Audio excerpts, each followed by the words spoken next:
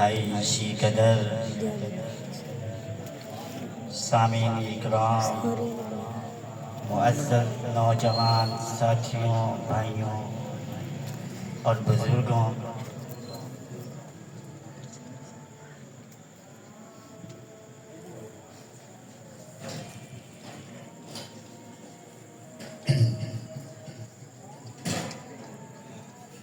الحمدللہ آج اس سٹیج پر بیٹھ کر مجھے انتہائی خوشی محسوس ہو رہی ہے کہ میرے نانا جی نے اس مدرسے کے اندر پہلی بنیاد رکھی اور اپنے بچوں کو قاری قرآن بنایا، اور انہی میں سے ایک محفوظ سا بچہ قاری قرآن بنا، پھر عالم با عمل بنا۔ یہ سب میرے رب کا فضل اور کرم ہے، وگرنہ ہمیں تو پتہ بھی نہیں تھا کہ دین کیا ہوتا ہے۔ یہ سب میرے اللہ رب العزت کا فضل اور کرم ہے۔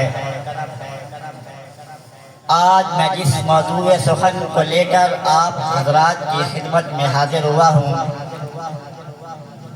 وہ ہے کہ اللہ رب العزت نے تین مختلف قسم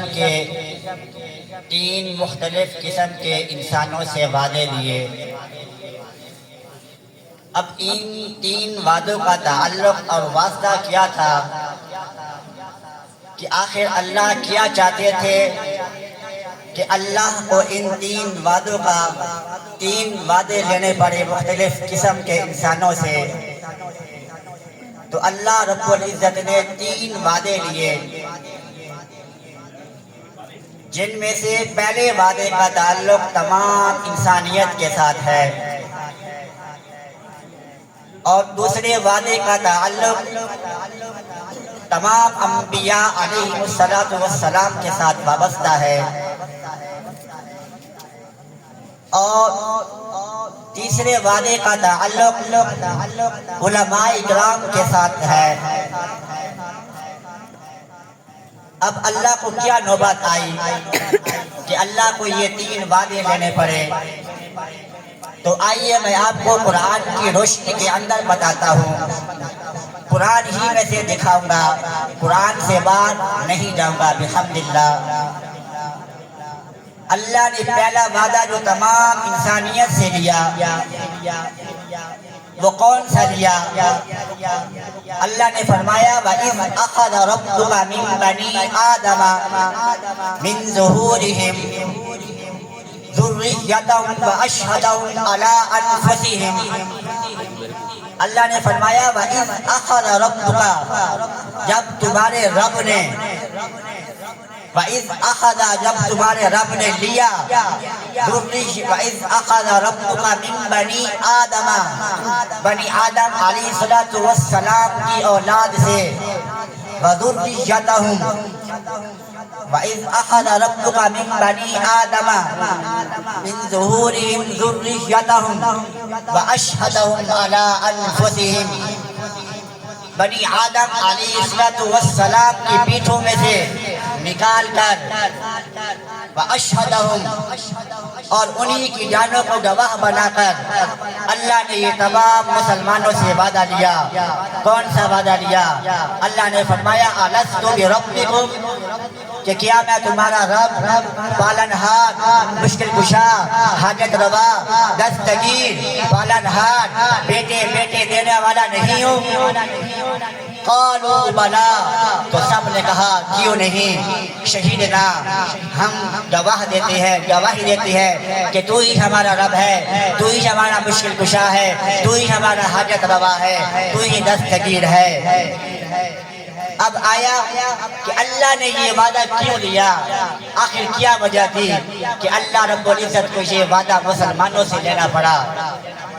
تو آگے بھی اللہ نے ذکر کر دیا کہ ان تقولوا یوم القیامت، کہ کل قیامت کے دن یہی مسلمان میرے سامنے کھڑے ہو کر یہ نہ کہیں کہ انا کنا عن ھذا غافلین، کہ اے اللہ ہم تو اس مسئلے سے باخبر تھے، ہمارے پاس تو کوئی داعی بھی نہیں آیا تھا، کوئی بتانے والا بھی نہیں آیا تھا، تو بھلا ہمیں کیسے پتا چلتا کہ تو ہی ہمارا رب ہے، تو ہی مشکل کشا ہے، تو ہی دستگیر ہے، تو ہی لجپال ہے، تو ہی بیٹے بیٹیاں دینے والا ہے۔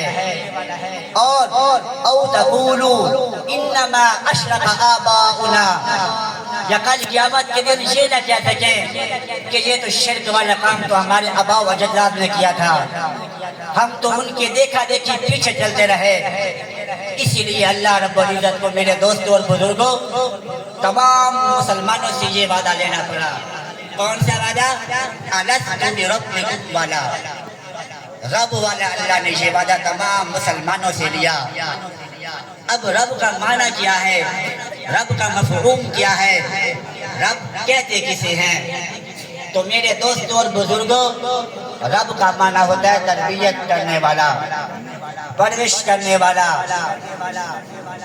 تو تربیت کے دو طریقے اور دو انداز ہوا کرتے ہیں۔ نمبر ایک نفع پہنچانا، نمبر دو نقصان دہ چیزوں سے بچانا۔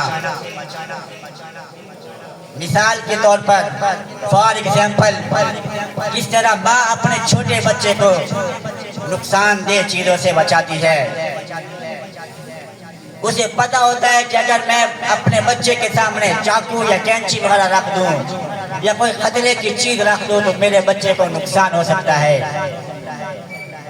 اور وہ نفع دہ چیزیں مثال کے طور پر کھلونا وغیرہ اس کے سامنے رکھ دیتی ہے تاکہ میرا بچہ کچھ دیر اس کے ساتھ کھیلے اور میں اپنا کام وغیرہ نپٹا لوں۔ تو ما فوق الاسباب، نفع اور نقصان کا مالک اگر ہے تو صرف اور صرف اللہ رب العزت ہی کی ذات ہے اور کسی کی ذات نہیں ہے۔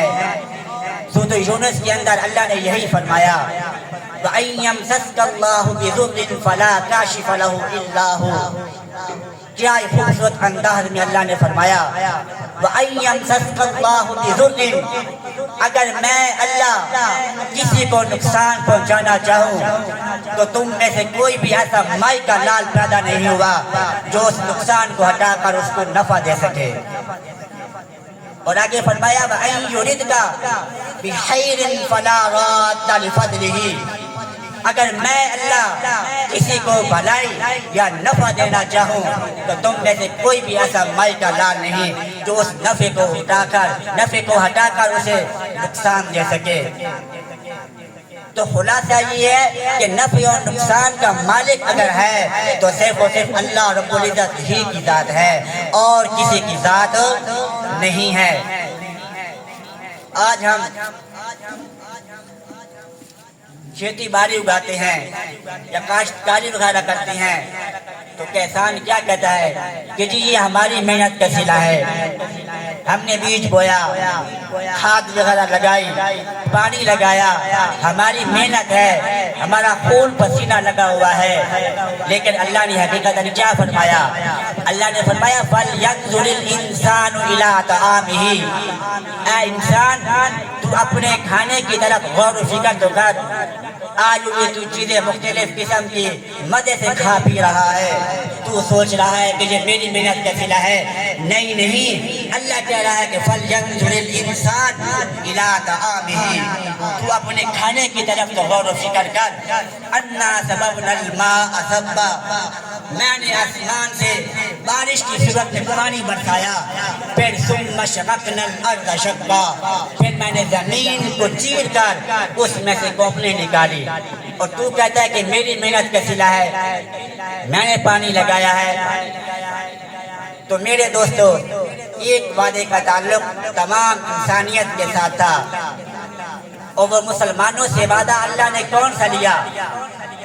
بتائیے نا، الست بربکم والا لیا کہ کیا میں تمہارا رب، پروردگار، پالنہار، مشکل کشا، حاجت روا، دستگیر نہیں ہوں؟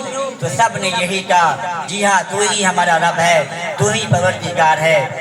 تو نماز کا ٹائم ہو چکا ہے، لہذا مختصر وقت تھا، وگرنہ تینے وعدے آپ کے سامنے بیان کرنے تھے، کیونکہ یہی توحید تھی۔ توحید کی وجہ سے انبیاء 1,24,000 انبیاء اللہ نے بھیجے، صحابہ کراموں نے اپنے جانیں نشاور کر دی، بیویوں کو بیوہ کرا دیا، بچوں کو یتیم کرا دیا، گھر سے بے گھر ہو گئے، اور آج ہمیں تو مفت میں دین مل گیا اور آج ہم اس کی قدر نہیں کر رہے۔ دعا ہے اللہ رب العزت سے کہ اللہ تعالی شانہ ہم اسی چیز پر عمل کرنے کی توفیق عطا فرمائے۔ وما علینا الا البلاغ۔